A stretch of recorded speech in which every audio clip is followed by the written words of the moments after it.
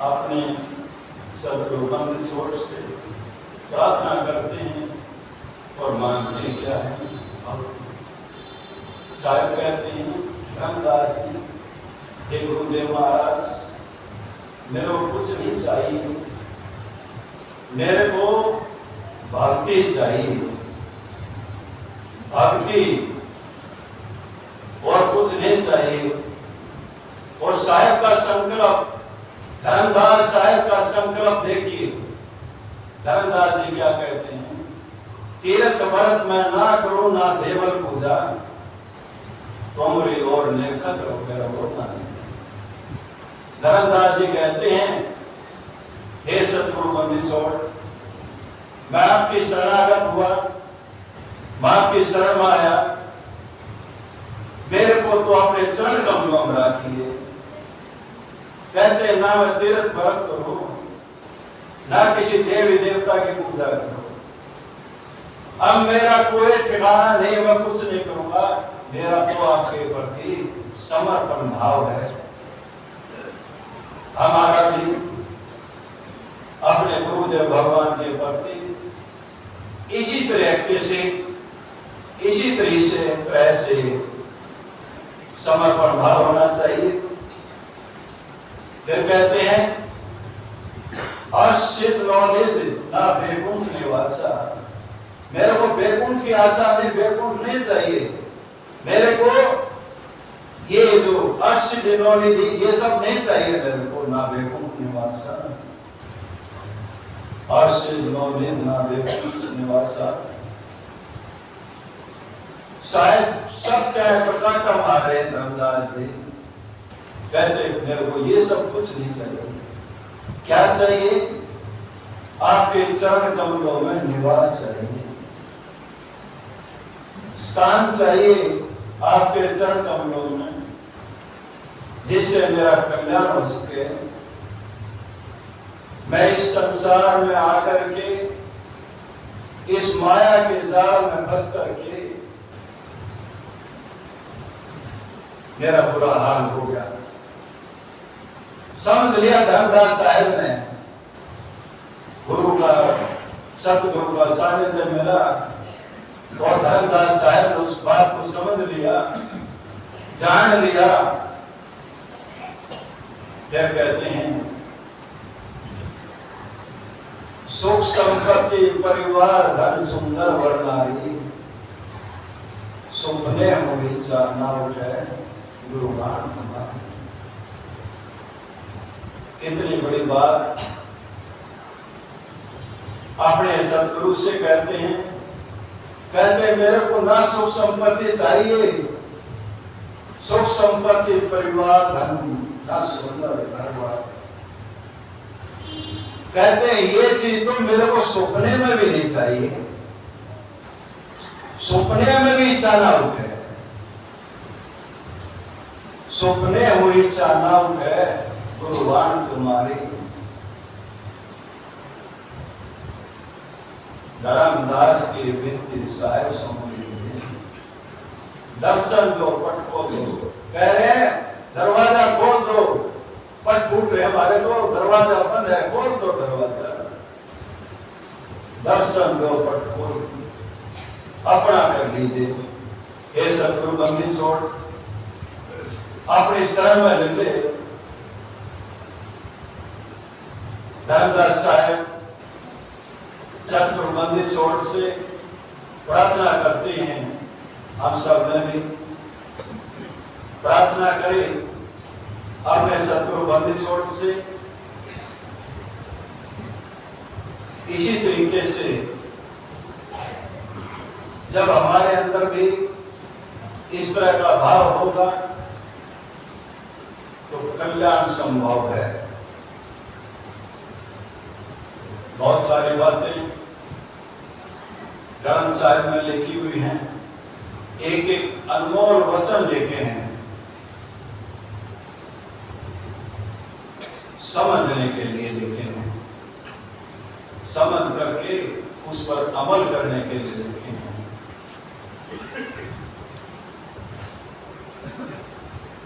सतगुरु बंदी छोड़ से यही अरदास है, हे सतगुरु बंदी छोड़, इस मकान साहिब में हर रोज सत्संग होता है, आपकी वाणी का पाठ होता है, शब्द वाणी होती है, सत्संग प्रेमी यहाँ आते हैं, बंदगी करते हैं, वाणी का पाठ सुनते हैं, शब्द वाणी करते हैं, आपका नाम लेते हैं, तो सभी यही चाहते हैं, हे सतगुरु बंदी छोड़, हमारा कल्याण हो, हमारा भला हो। जैसे धर्मदास साहब का भला हुआ, वैसा भला हमारा भी हो, हमारा भी कल्याण हो। इसी प्रार्थना के साथ सभी इस मकान साहिब से जुड़े हुए हैं। इस मकान साहब की कमेटी दिन रात सेवा में लगी रहती है, हमारे लिए व्यवस्था बनाती रहती है, गद्दे खरीद कर रहे हैं और व्यवस्था करते रहते हैं, सत्संग प्रेमियों के तो बैठने की व्यवस्था और तरह तरह की व्यवस्था करते रहते हैं। धन्यवाद के पात्र हैं। सतगुरु बंदी छोड़ से प्रार्थना करते हैं, हे बंदी छोड़, सभी सत्संग प्रेमियों पर, कमेटी के सदस्यों पर अपनी मेहर दया भरा पंजा हमेशा बना के रखना चाहता। जो भी यहाँ पर भंडारा देता है, उसके लिए हम प्रार्थना करते हैं, हे सतगुरु बंदी छोड़, सब पर अपना कृपा बना कर रखना, अपनी दया मेहर बना कर रखना, सबके धन दाने से भंडार भर के रखना। भौतिकवाद में संसार में रहना है, संसार में रहते हुए भी संसार से अलग होना है। रहना संसार में ही है, संसार में रहते हुए भी संसार से अलग होना है। धर्मदास साहब को समझ में आ गई बात। एक ही छोटी बात समझ में आ गई, बात ध्यान आई। सतगुरु बंदी छोड़ काशी नगरी में अपनी पहले झोपड़ी होती थी, कोई महल नहीं थे, तो साहब बंदी छोड़ वहीं ताना भूनते रहते थे, सत्संग प्रेमी आते रहते थे, भंडारे होते रहते थे। एक दिन की बात है, सतगुरु बंदी छोड़ बैठे थे और कुछ उनके अनुयायी बैठे थे।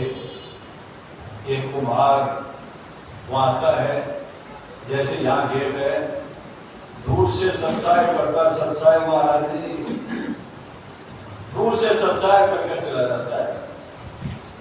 हर रोज का उसका यही काम था और महाराज जी उसको बार बार कहते थे, भाई सत्संग में आ जाएगा, सत्संग में बैठा कर कुछ सत्संग की बात सुनाकर फिर उसका मन कर बैठा।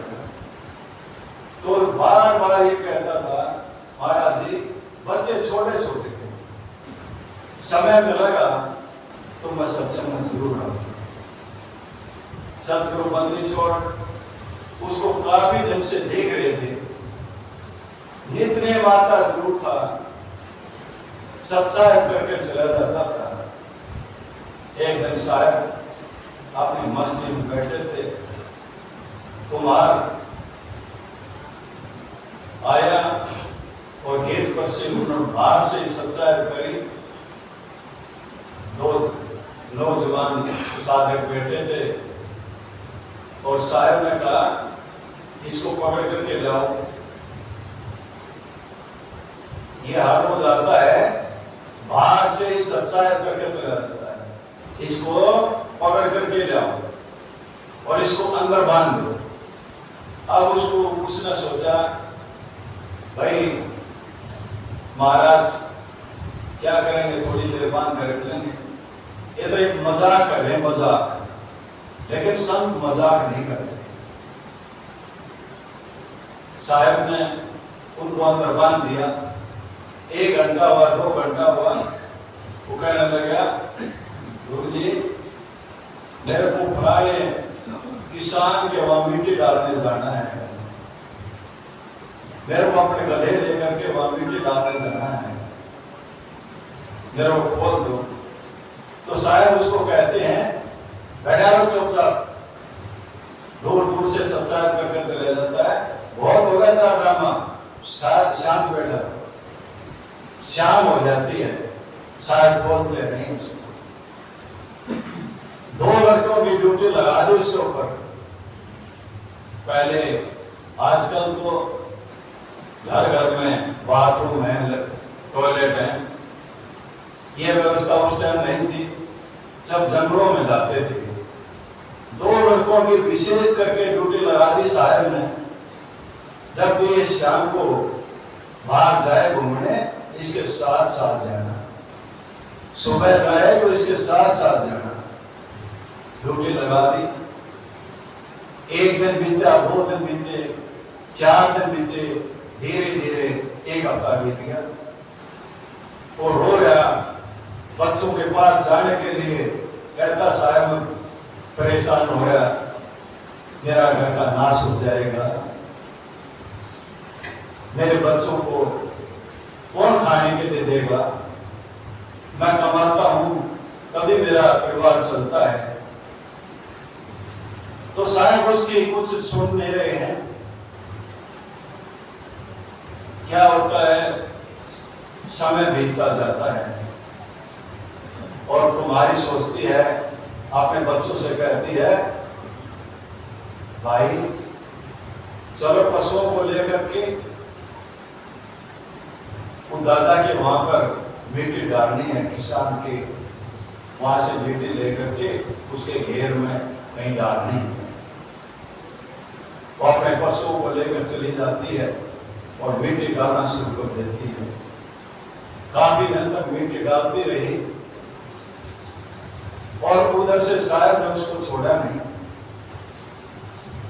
2 महीने बीते, 4 महीने बीते, 6 महीने बीत गए, छोड़ा नहीं।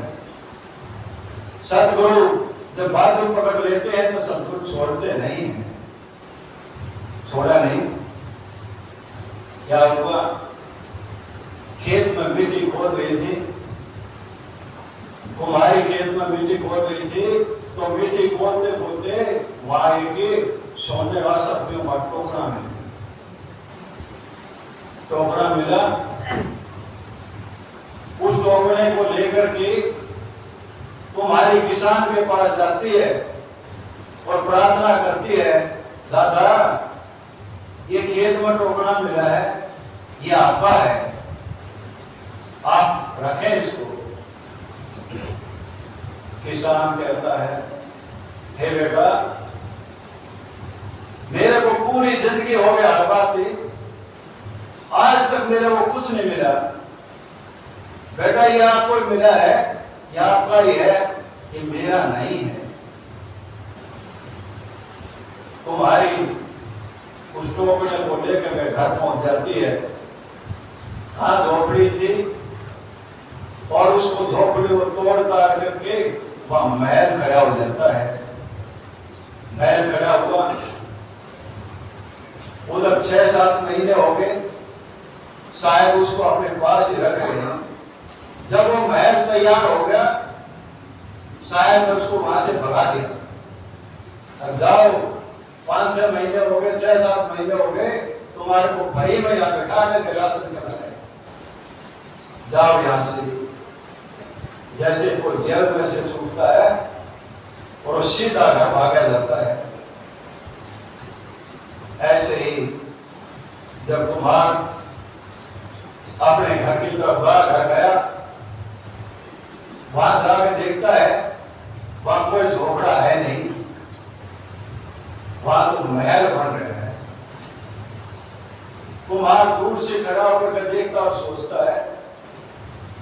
बच्चे गरीबी में कहीं चले गए, भाग गए यहां से।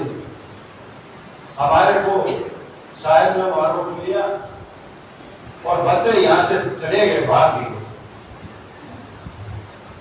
उसके बाद तुम्हारी छत पर खड़ी थी और उन्होंने देखा, बच्चों से कहा, भाई तुम्हारा बाप आने लग रहा है और इस मकान को देख करके, इस महल को देख करके दूर खड़ा हो गया, जाओ बुला करके ले आओ। जब वो बच्चे बुला करके जाते हैं अपने पिताजी को, कहते हैं पिताजी घर चलो। जब कुम्हार मारता है, कहता भाई कौन सा घर? बोला ये अपना ही घर है। बोला अपना घर? मेरे को सारी जिंदगी हो गई, मजदूरी करती, मेहनत करती, सारी जिंदगी हो गई, आज तक एक झोपड़ी भी ढंग से नहीं डाल पाया, और ये तो महल खड़ा है, ये हमारा कहां से आ गया? बोला कोई नहीं, एक बार आप घर चलो। कुम्हार बच्चों के साथ में घर चला जाता है। उधर से कुम्हारी पानी लेकर आती है, कहते पानी पी ले।